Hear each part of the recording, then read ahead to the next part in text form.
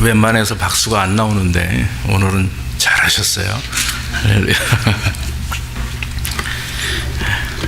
자, 오늘 본문의 말씀은 창세기 20장 1절에서 7절 말씀입니다. 구약성경 우리 창세기 20장 1절에서 7절 말씀. 구약성경 24페이지 Genesis chapter 20 verse 1 to 7.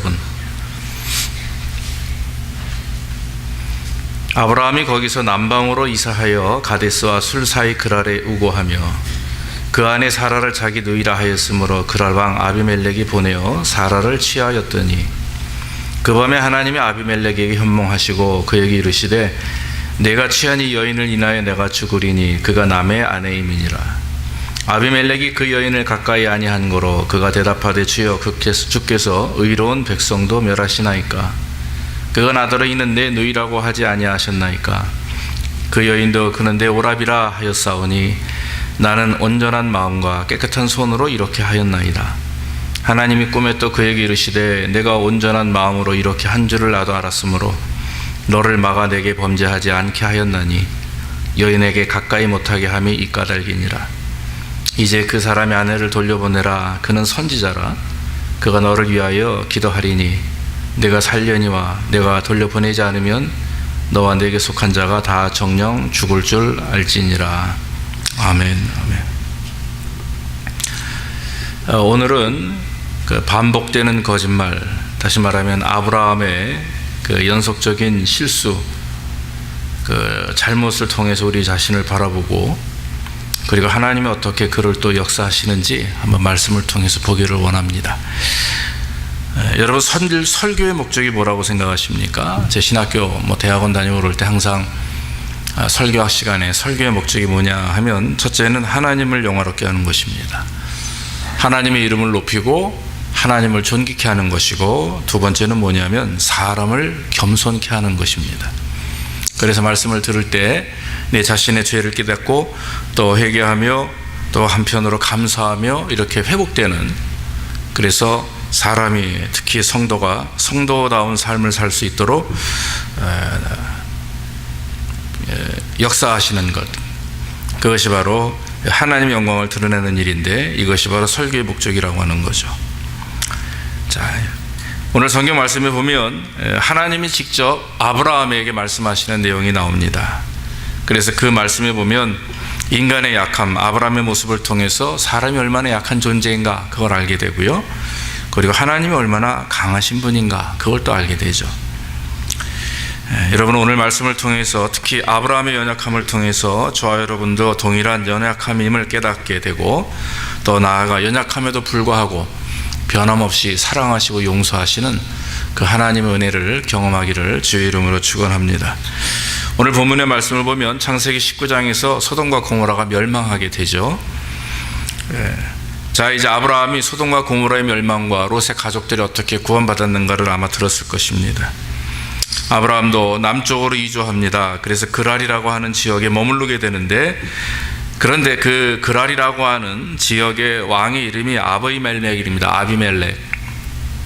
근데 이 아비멜렉이 아브라함의 아내 사라를 보고 그만 마음이 동해서 자기 아내로, 부인으로 삼기를 원하는 거죠.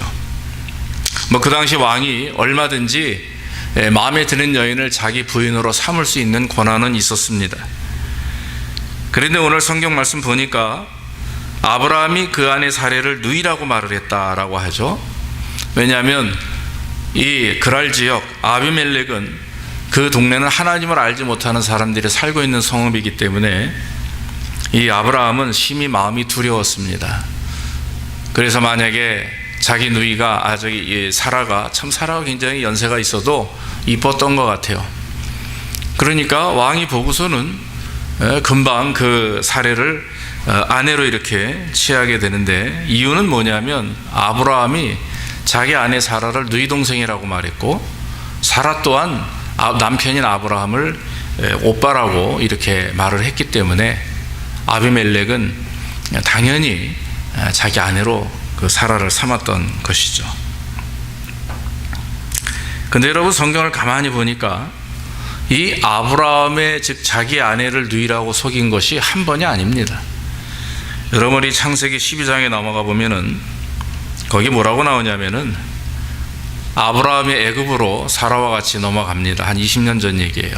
그러니까 이때 이 시대부터 20년 전 얘기입니다. 그런데 거기 바로 왕이 또 사라를 보고 마음이 끌리는 거예요.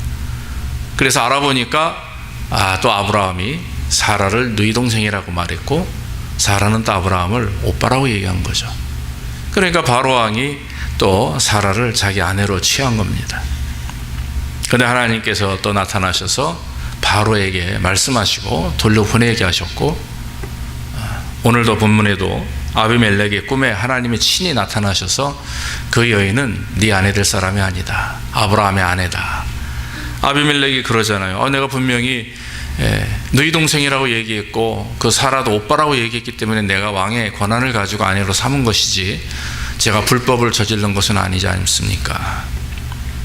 하나님은 그걸 아시고 그래 온전한 마음으로 이렇게 한 것을 내가 알기 때문에 친히 이렇게 너에게 네가 죄를 짓지 않도록 막기 위해서 내가 이렇게 나타나서 너에게 말하는 것이다 하는 거죠.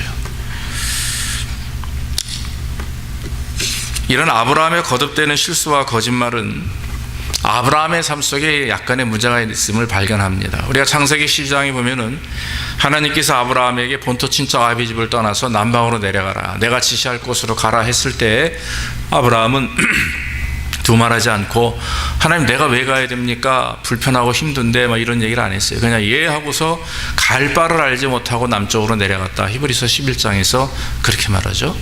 그래서 아브라함을 굉장한 믿음 있는 자로 평가하는데 그 다음 남방으로 내려가는 도중에 애굽에 가가지고 그렇게 바로 왕 앞에서 아내가 즉 자기가 죽을까 봐요. 아내를 빼앗길까 봐가 아니라 내가 죽을까 봐 내 아내를 누이 동생이라고 했고 결국엔 아내까지도 빼앗겼던 그런 경험이 있는데 2번이나 그랬다라고 하는 거죠.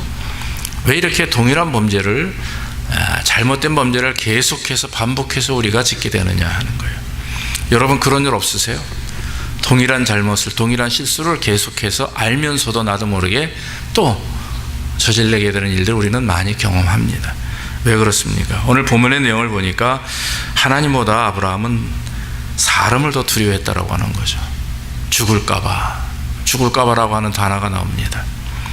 그곳에 가서 하나님을 알지 못하는 백성들 때문에 내 자신이 죽을까봐 내 아내를 동생이라고 이렇게 거짓말을 했던 것입니다.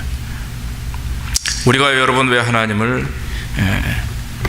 두려워하지 아니하고 오히려 심지어 사람을 두려워합니까? 하나님이 눈에 보이지 않기 때문에 하나님을 두려워하지 않는 경우도 있어요. 또 하나님은 사랑이다라고 하는 말씀을 너무 많이 들었기 때문에 그저 하나님은 무조건 용서하시는 하나님, 내가 죽을 죄를 지어도 그냥 용서하시는 하나님이니까 한 번 정도 봐주시겠지, 아니 2-3번 봐주시겠지, 이렇게 생각하는 경우도 있겠죠. 우리가 여러분 사람을 두려워하는 이유를 가만히 돌이켜보면 환경 속에서 낙심하는 이유는 하나님을 향한 믿음과 신뢰가 떨어졌기 때문에 그렇습니다. 분명히 창세기 12장 1절로 3절에 보면은 하나님이 말씀하시기를 아브라함아 내가 내게 큰 민족을 이루고 이름을 창대케 되고 복의 근원이 되게 할 것이다. 너를 축복하는 자가 내가 너를 그 사람을 축복하겠고 너를 저주하는 그 사람을 내가 저주할 것이다. 땅의 모든 족속이 너를 인하여 복을 받을 것이다. 분명히 약속의 말씀을 주셨음에도 불구하고 아브라함은 두려워했다라고 하는 거죠. 사랑하는 성도 여러분, 지금 이 아브라함의 복이 아브라함에게 있는 게 아닙니다. 바로 아브라함의 영적 자손인 저와 여러분들, 하나님을 믿는 백성들에게 동일하게 임하는 줄로 믿습니다. 하나님이 말씀하는 거예요. 누구누구 집사야, 내 민족을 통해서 또 내 이름이 창대케 되고 네가 복의 근원이 되고 너를 축복하는 자를 내가 축복할 것이고 너를 저주하는 자를 내가 저주할 것이다. 하나님이 지금 날마다 우리와 함께 하심으로 우리에게 이렇게 말씀하시는 줄로 믿습니다. 그런데 두려워해요. 그럼에도 불구하고 낙심하게 되고 두려워하게 되고 걱정하게 되고 근심하게 되고 그 스트레스 때문에 잠을 못 자고 불면증이 오고 삶 속에서 당하는 여러 가지 삶의 문제, 여러분 하나님을 신뢰할 때 모든 것이 거듭나고 또 치료되는 줄로 믿습니다. 분명히 하나님이 약속하시겠다고 했고 하나님이 방패가 되신다고 했음에도 불구하고 아브라함은 이와 같이 사람이 두려워서 죽을까봐 똑같은 범죄를 2번이나 저지르게 되었다라고 하는 것입니다. 창세기 12장 13절에 보면은 바로 즉 애굽에 들어가기 직전에 아브라함과 사라가 서로 얘기하는 내용이 나옵니다. 원컨대 그대는 나의 누이라 하라. 그리하면 내가 그대로 인하여 안전하고 내 목숨이 그대로 인하여 보존하겠노라. 여러분, 이건 뭡니까? 우리는 계획된 범죄라고 그래요. 갑자기 그 순간에 즉흥적으로 행한 것이 아니라 애굽이나 그랄에 가기 전에 이미 아브라함과 사라가 입을 맞춘 거예요. 그래서 야, 너 가게 되면 우리가 위험을 당할 수가 있으니까 당신은 내가 오빠라고 하고 나는 당신을 내 누이 동생이라고 할 거야. 그러니까 그렇게 알아라. 이러고 간 거예요. 이미 마음속에 하나님보다는 사람을 두려워하는 것, 새로운 환경이나 새로운 어떤 장소에서 또 새로운 사람들을 만날 때 두려운 나머지 어떻게 합니까? 인간적인 방법을 사용해서 그것을 이겨보려고 노력을 했다라고 하는 거죠. 하나님의 사람은 그렇게 해서는 안 됩니다. 하나님의 사람은 하나님을 믿고 하나님을 의지해야 될 줄로 믿습니다. 예레미야 17장 9절로 10절에 만물보다 거짓되고 심히 부패한 것이 마음이라. 누가 능히 이를 알리오마는 나 여호와는 심장을 살피며 폐부를 시험하고 각각 그 행위와 행실대로 보응하리니라고 말씀을 했습니다.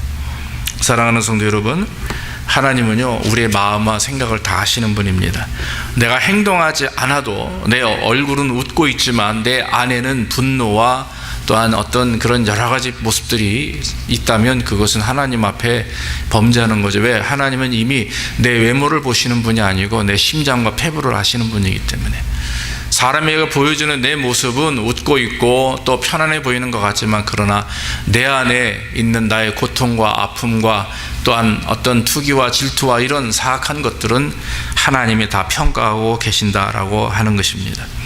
그래서 여러분, 죄라는 것이 무서운 것이, 죄라는 것이 겉으로 드러나는 행위 이전에 이미 인격 속에 파고 있는 거죠. 암덩어리 같이 내 안에 내 영적인 부분에 존재했기 때문에 그것이 겉으로 드러나는 거거든요.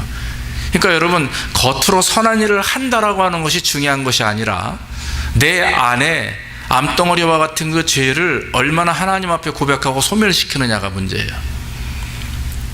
그래서 여러분, 그래서 하나님은 행위보다는 뭘 보신다? 내 안에 있는 내 마음과 내 심장의 모든 폐부를 하나님은 감찰하신다라고 하는 거죠. 그러니까 아브라함이 아무리 믿음이 훌륭하고 선한 역사고 또 믿음의 거장이라고 했지만 막상 새로운 환경 속에서, 어려운 환경 속에서 아브라함은 결국 하나님을 두려워하지 아니하고 사람을 두려워하게 됐다라고 하는 것입니다. 사도 바울이 여러분 그런 고백하죠. 나는 날마다 죽노라. 이 사망의 몸에서 누가 나를 건져낼 것인가. 그러면서 갈라디아서 5장 22절 이후에 뭐라고 말합니까?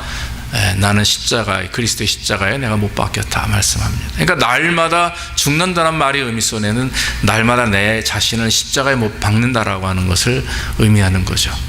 그러니까 사도 바울이 왜 훌륭한 하나님의 종이냐 하면 힘들고 어려운 환난을 당할 때마다 그는 뒤로 물러서는 게 아니라 어떻게 해요?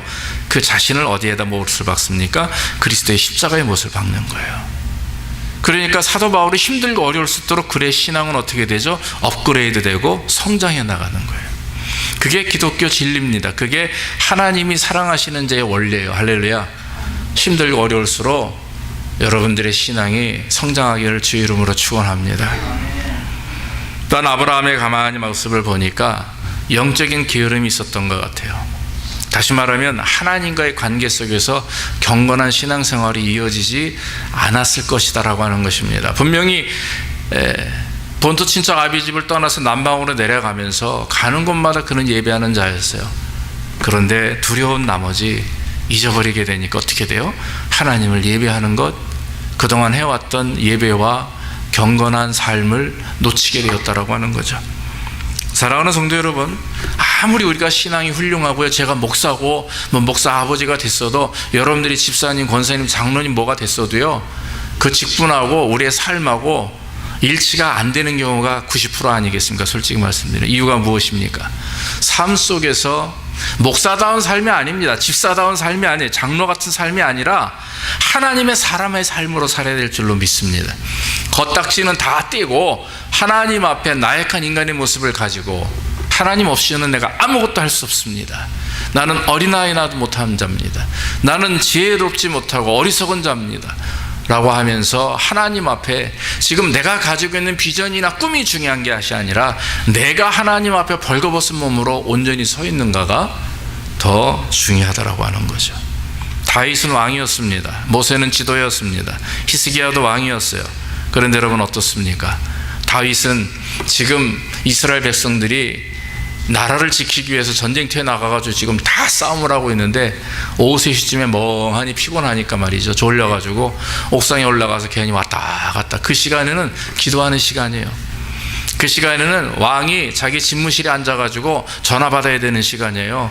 전쟁 어떻게 이루어지는지 지금 그걸 가지고 하나님 앞에 매달려야 될 시간인데 멍하니 밖에 나가서 왔다 갔다 하다가 우리아 아내 밧세바가 모독하는 모습을 보고 자기 아내로 취하지 않습니까? 그 범죄를 숨기기 위해서 어떻게 해요? 우리아를 불러들여서 가장 전투가 치열한 곳에 보내고 편지를 써요. 거기다 왕이 직접 이 우리아를 죽을 수밖에 없는 전쟁터에 내보내라. 이거 완전 범죄죠. 다윗 왕 하면 얼마나 훌륭한 분입니까? 믿음의 용사입니다. 다윗의 자손 예수여라고 할 정도로 엄청난 인물임에도 불구하고 결국에는 그저 육신의 죄에 빠져서 결국에는 사랑하는 자기 충성스러운 종을 죽게 하고 그리고 간음하는 죄를 범하게 됐다라고 하는 거죠. 모세도 그렇습니다. 하나님의 지도자로 이스라엘 백성들이 이끌고 광야로 갈 때 물이 없다고 야단을 하죠. 그때 모세는 분노합니다. 왜 분노합니까? 내가 지도자고 내가 그동안 수고했음에도 불구하고 왜 저 사람들이 저렇게 변화되지 않고 저렇게 하나님 앞에 온전치 못할까? 그런 마음에 가슴을 치며 통회하고 회개해야 될 때인데 사람들 앞에서 반석에 지팡이를 가지고 땅땅 때리면서 내가 너에게 물을 내랴. 그냥 반석을 향하여 물아 나오라 그러면 된다고 말씀했는데 모세는 분노한 나머지 그 몽둥이들 휘두르며 소리를 쳤죠. 결국에 하나님은 그것을 교만으로 생각하시고 가나안 땅에 들어가지 못하게 하셨다라고 하는 거예요. 히스기야도 마찬가지입니다. 죽을 병이 걸렸습니다. 15년이라고 하는 시간을 연장시켜 주셨어요. 그래서 남유다가 크게 강성했습니다. 그런데 어떻게 합니까? 바벨론의 사람들이 왔을 때 보물 창고를 다 열어서 보여주면서 내가 이만큼 이루었다.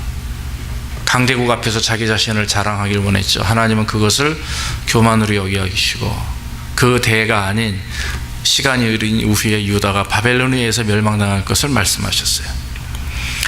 영적 거장이라 할지라도 기도하지 않으면 말씀의 앞에 서지 않으면 안 됩니다. 하물며 저와 여러분과 같은 나약하고 부족한 우리들이 영적인 신앙생활에 게으르면 기도가 중단되면 우리가 어제 얘기했잖아요. 기도가 쉬게 되면요 아무리 자식들 위해서 헌신하고 수고해도요 그거 말짱 죄송합니다 도루묵이에요. 하나님이 역사하지 않을 것입니다. 그러므로 여러분 정말 중요한 것은 우리가 하나님 앞에 먼저 신앙적인 삶을 하나님 앞에 온전히 세워나가는 것. 한 사람의 지도자, 한 사람의 왕이 잘못된 범죄로 인해서 백성이 죽어요. 5만 명, 8만 명, 심지어는 그 나라가 멸망을 당합니다. 그렇기 때문에 여러분 저와 여러분들이 믿음으로 하나님 앞 영적 생활에 게으름이 없도록 해야 될 줄로 믿습니다. 죄는 윤리적인 경향이 있어요. 즉 다시 말하면 죄는 유전적 경향이 있습니다. 아까 말씀드렸죠. 자, 아브라함이 창세기 12장에서 바로에게 가가지고 자기 아내를 누이 동생이라고 했고 창세기 20장에 한 20여 년 후에 그랄이라고 하는 지역에 가서 그렇게 했는데 재밌는 건요 창세기 26장에 가보면 아브라함의 아들 이삭이 어떻게 합니까? 자기 아내 리브가를 아비멜렉이라고 하는 동일한 왕인데 세대는 달라요. 그러니까 아비멜렉이라는 것은 이제 왕의 통칭이죠. 그 사람인데 가지고 똑같이 얘기합니다. 이 사람 내 누이 동생입니다. 내 부인이 아닙니다. 이렇게 해가지고 또 그 아비멜렉이라고 하는 왕이 리브가를 아내로 삼으려고 그래요. 그러니까 아버지가 실수한 죄를 그대로 보고 답습하는 거예요. 그래서 여러분, 죄가 유전적인 경향이 있다라고 하는 것이 그런 말입니다. 그러니까 보고 자란 걸 그대로 보는 거죠. 예전에 군에 있을 때 제가 데리고 있었던 사병 하나가 그렇게 폭력적이었었어요. 그렇게 밑에 있는 그 아이들을 그냥 구타가 너무 심합니다. 그래서 제가 한번 불렀죠. 너 왜 이렇게 애들을 때리냐. 그래서 이제 한 번은 바깥에, 전방에서 바깥에 내리고 나가서 돼지갈비 사주고, 그래 내가 괜찮아 맥주 한잔 마셔 그러면서 얘기를 해봤더니 평생에 아버지가 어머니를 그렇게 구타하는 모습으로 산 거예요. 그래서 자기는 어릴 때 나는 절대로 사람 안 때리겠다 했는데, 군대에 와가지고 계급이 있고 좀 환경이 열악하다 보니까 자기도 모르고 그게 나오는 겁니다. 그렇게 무태 애들을 때리는 거예요. 아, 이것을 보고 배운 것이구나. 이것이 부모가 물려준 잘못된 것이구나. 그런 생각을 하게 되었습니다.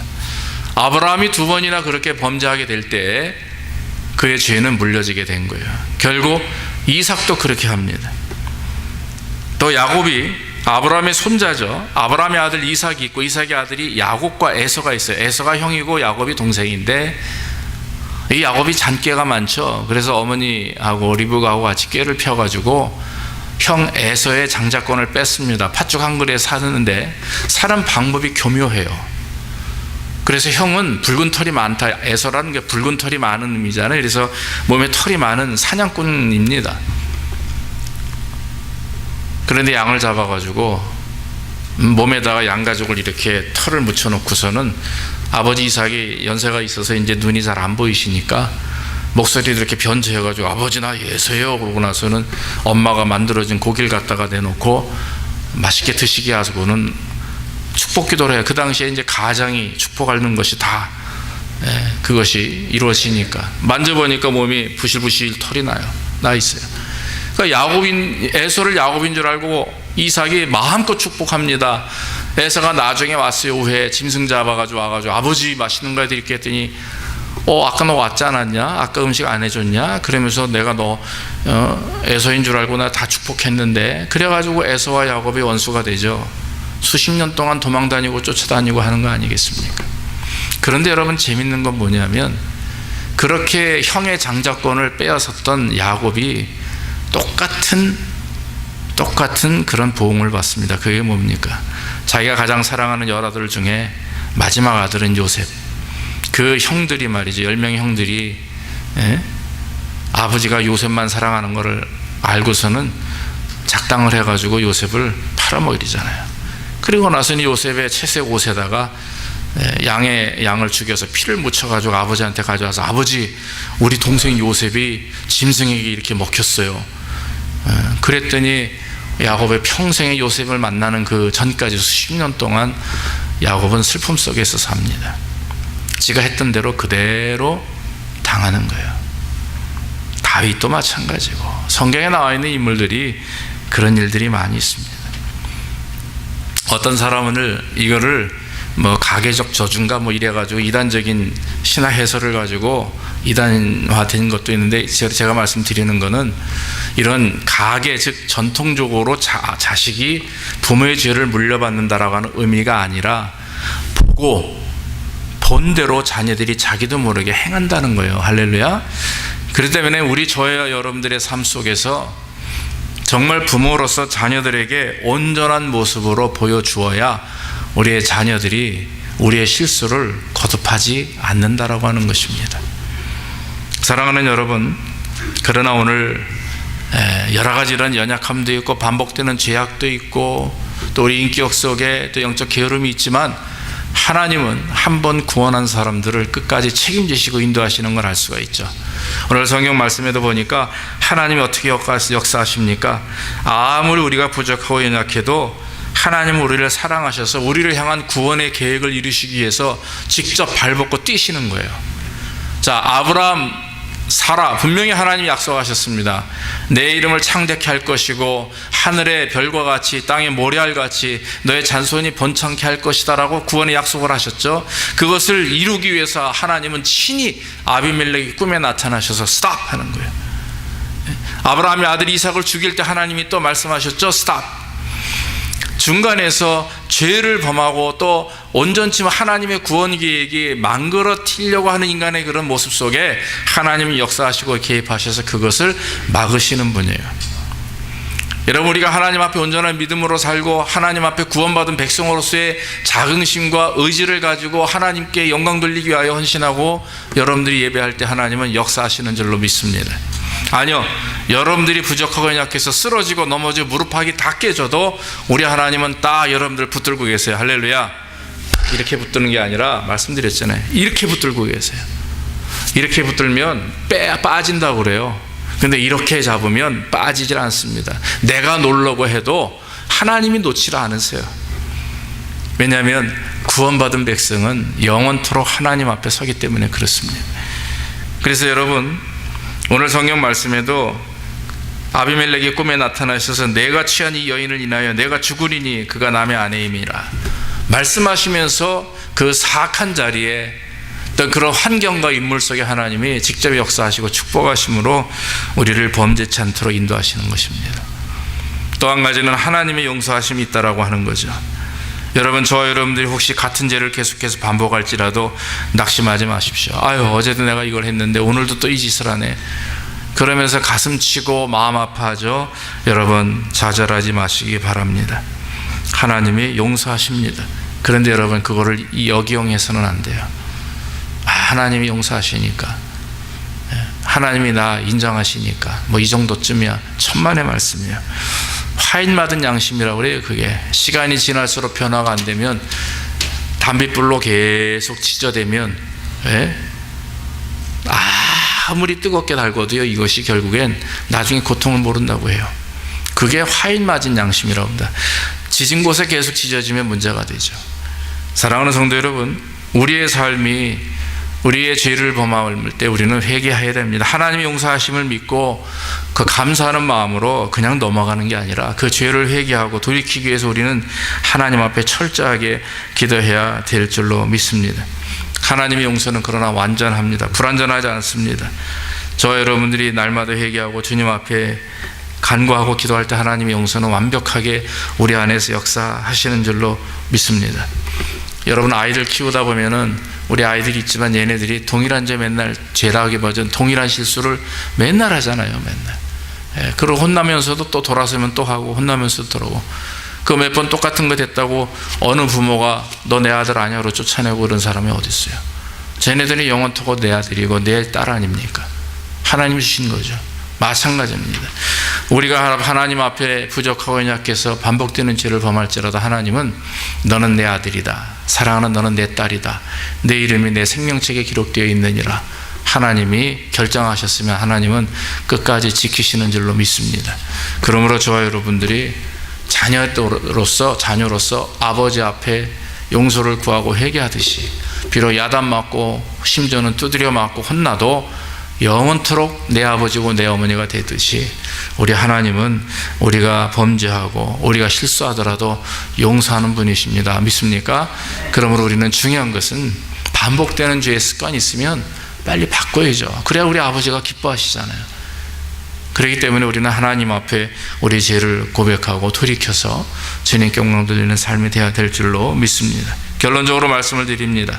아브라함의 반복되는 잘못과 실수는 사람을 두려워하기 때문이었습니다. 하나님과 온전히 영적 관계가 이루어지지 못했고, 또 그의 잘못은 결국엔 아들 이삭과 후손들도 동일한 죄를 범하는 모습을 보여주게 됩니다. 하나님 앞에 우리의 죄는요, 인격 내면적인 삶 속에서 파고든 것이 우리의 죄예요. 그렇기 때문에 우리는 동일한 죄를 짓기 전에 내 안에서 빠져나가지 않는 그 암덩어리와 같은 죄를 회개하고 주님 앞에 고백하는 가운데 성령 충만할 때만 그것이 가능해요. 회복될 수 있어요. 우리 인간의 힘으로 안 됩니다. 성령 충만할 때, 하나님의 능력이 내 안에 참으로 역사하실 때 이루어지기 때문에 우리는 성령 충만을 위해서 늘 기도하고, 또 성령 충만을 유지하기 위해서 우리는 늘 하나님 앞에 온전한 신앙의 모습을 가지고 살아야 될 줄로 믿습니다.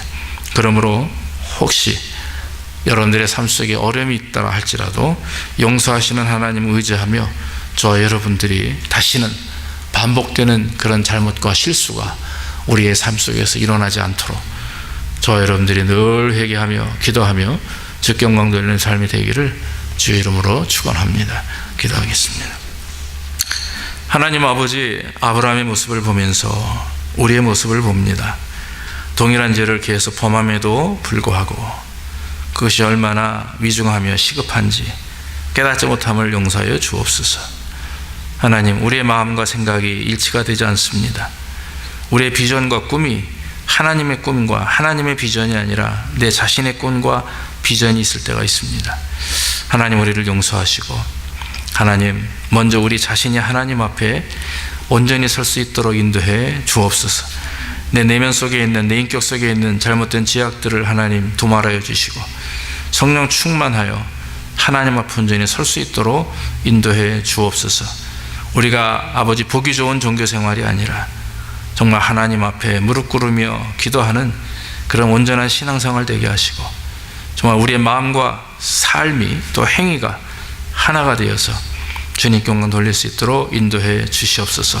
사람을 두려워하지 않게 하시고 환경을 두려워하지 않게 하시고 하나님을 두려워할 줄 알게 하시며 하나님 앞에 모든 걸 맡기고 의지하는 가운데 주님의 능력과 역사가 우리 안에 충만할 수 있도록 복을 내려 주옵소서.